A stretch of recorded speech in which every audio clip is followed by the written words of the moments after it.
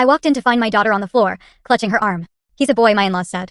Have you ever had a moment where a single bruise, a single cruel smile, ignited a rage so cold and fierce it changed everything? I watched my ex-mother-in-law, Judith, force my little girl to apologize to the boy who'd just hurt her, all while that practiced, icy smile played on her lips. And right then, something inside me snapped. This wasn't just a disagreement, this was an unforgivable betrayal, and it meant war.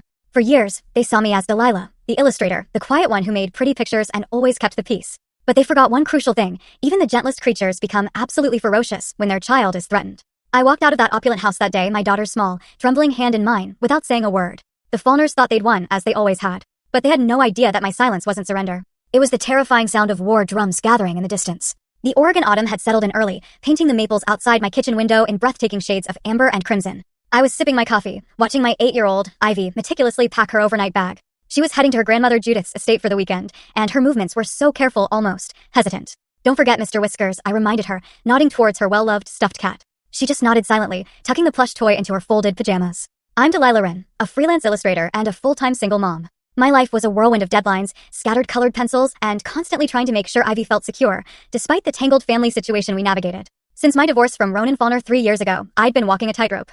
I wanted Ivy to have some connection to her dad's side, but I also desperately needed to set boundaries with people who had always made me feel like I was never quite good enough. Do I have to go to Grandma Judith's? Ivy asked, her voice barely a whisper.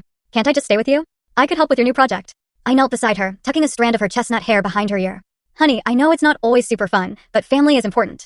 And your cousins will be there. It's cousin weekend, remember? Her eyes dropped to the floor. Yeah, that hesitation? That should have been my first screaming warning. The Fallner estate was a sprawling, 3-acre testament to old money and careful image management, right on the edge of town.